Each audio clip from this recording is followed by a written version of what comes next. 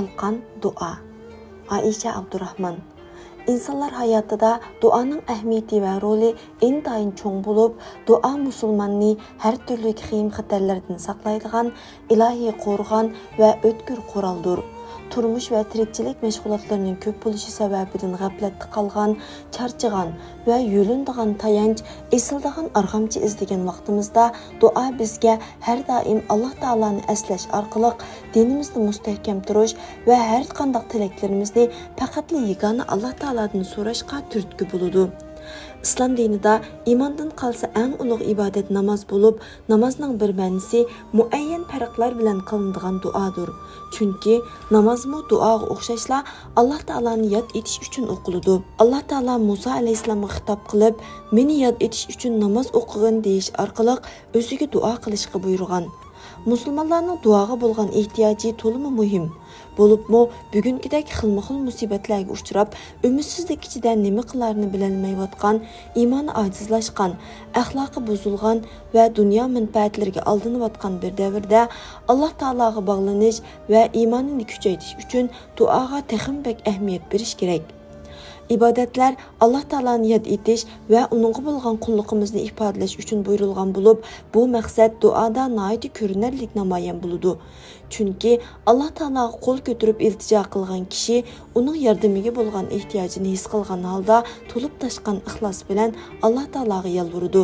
Faqat uningdan hojatlarini so'raydiganligini va uningga hamisha muhtoj ekanligini ifodalaydi. Mana bu dua Allah Ta'ala'nın razılıqını gözləb qılındıgan xalis ibadətlərinin ən yarqın misalidir. Allah Ta'ala Qur'an-ı Kerimdə dualarını icabət qıldıqanlığını xəbər qilish bilan birgə bizlərni dua qilishqa buyurgan halda "Mənə dua qılınlar, duayınlarını icabət qılıman" deyish orqali bəndələrini dua qılıb hajatlarını so'rashqa buyuruydu və hər zaman Allah Ta'alaga muhtoj ekanligini izhar qilishqa chaqirdi. Biz musulmonlar Allah Ta'ala'nın dua qilishqa buyurgan emriga itoat qilib, her vaqt öz ehtiyojlarimizni uningdan so'rash uchun dua qilib turayotgan va Allah Ta'ala'nın dualarni ijobat qilish va'dasining haq ekanligiga shaksiz iymon etgan bo'lsaqmi, ojiz inson bo'lish sifatimiz bilan ba'zida kallamizda biz dua qilyapmiz, lekin dualarimiz ijobat bo'lmayotdi. Dualarimiz nima uchun ijobat bo'lmaydi? Nima uchun zolimlar kundan kunga azvaylab ketadi? Acaba Allah Ta'ala dualarımızı icabet qilmamdı? Allah Ta'ala'nın bergen vədisi qachon amalga oshidi degandek savollarning paydo bo'lishidan mustasno bo'lolmaymiz. Zihnimizde paydo bo'lgan bundaq savollarga javob topolmay, dualarning ijobat bo'lishi haqida shakllanayotgan paytlarda shuni bilishimiz kerakki, Allah Ta'ala dualarni ijobat qilguchidir ve Allah Ta'ala'nın vədisi haqdir. Shundaqla Allah Ta'ala hargizmi vədisiga xiloflik qilmaydi. Undaqda dualarımız nima uchun ijobat bo'lmaydi? Chunki islom dinida har qanday ibodatning qabul bo'lishi uchun maxsus shartlar bo'lgandek, duoning ijobat bo'lishi uchunmi bir qism shartlar bor. Biz shu shartlarni to'liq hozirlagandala duolar cheksiz ijobat bo'ladi. Har qanday bir amalning qabul bo'lishi uchun ixlos shart qilingandek, duoning ijobat bo'lishi uchunmi ixlos shart qilinadi. İxlas bo'lsa, qalbning cho'nqur qatidan kelgan samimiy sevgi va chin sadoqatdir. Allah Taala qo'l ko'tarib duo qilgandimi, ana shundoq sevgi va sadoqat bilan yuzlanish talab qilinadi. Shu sababdan chin ixlos, umidvorlik va duosining Allah Taala tarafidan ijobat bo'lishiga chin ko'ngildan ishonch qilgan holda duo qilish kerak. Duanın şərtlerindən bir yana dua qılğanda mənəvi cəhətdən chin ko'ngildan ixlos qilish bilan birga jismoniy cəhətdənmi dua qılğuchining yemək içmiki və kiyim-kechiki haloldan bo'lishi kerak. Chunki Allah Taala pokdir, u faqat pok bo'lganini qabul qiladi. Allah Ta'ala'nın dualarını ijobat qildiganligi cho'qim reallikqa aylanadigan bir haqiqat bo'lganidek, bandalarga bo'lgan mehr shafqati yuzasidan kishilarning duosini ijobat qilishda ularning dunyo va oxiratlik manfaatini ko'zda tutadiganligi bir haqiqatdir. Chunki go'yoda kishining Allah Ta'aladan so'ragan narsasi u kishi uchun ziyonli bo'lishi mumkin. İnsanlar ishlarning oqibatining foydali yoki ziyonli ekanligini bilolmaydi. Ammo Allah Ta'ala azaliy va cheksiz ilmi bilan uni eng yaxshi biladi. Şuna bəzi dualar dərhal icabət bolsa, bəziləri keçikib icabət buludu. Yeni bəziləri bolsa icabət bolmasdan Allah Taala tərəfindən kişinin sorğunundan mübək yaxşılıq ata qılınudu. Duaga kötürülgen qollar heç bir zaman quruq qaytırılmaydiganlığıga alemlərə rəhmət qılıb əvətilgan Peyğəmbərimiz Muhammed sallallahu aleyhi ve sellem'nin hayatıdan bir misal elib baqaylı.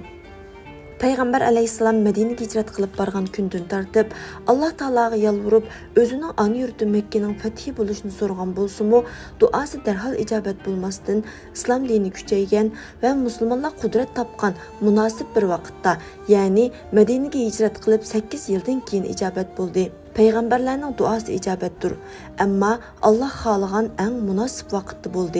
Demek dua kılganda derhal icabet bulmadığı dep ümitsizlenmezden hemme işini hikmet bilen uğurlaştırıcı Allah Taala'ya tapşırış bilen birge dualarını en münasip şekilde icabet kıldıganlığı işinişimiz ve dua kılışını terk etmeslikimiz lazım.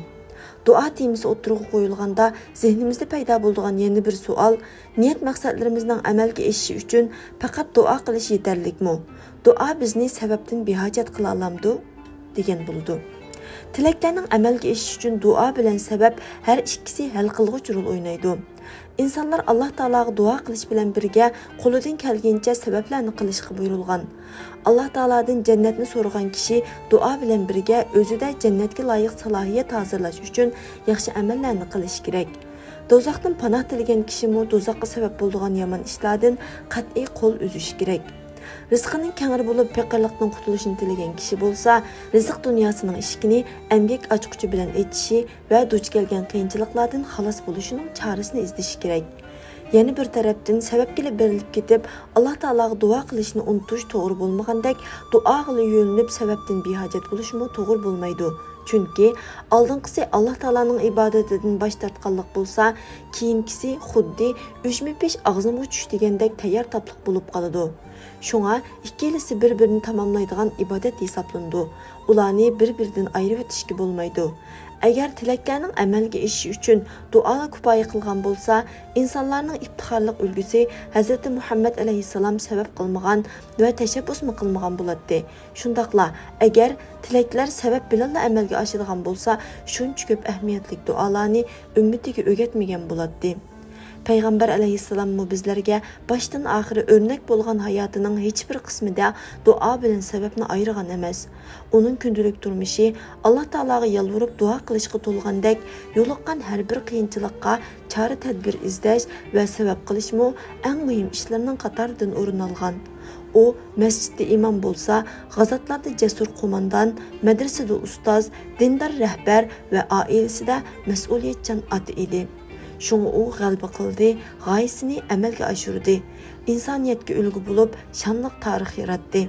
Demek aziz qarindoshlar, bizlar bu iki dunyoda nijotlikqa boshlovchi rahbarimiz va ulgimiz Peygamberimiz Muhammed aleyhisselamning izidan minib, uningga o'xshash o'z g'oyamizni amalga oshirishga va abadiy baxt saodatning ochquchi bo'lgan Alloh taolaning roziligiga erishish uchun duo qilaylik va tirishaylik.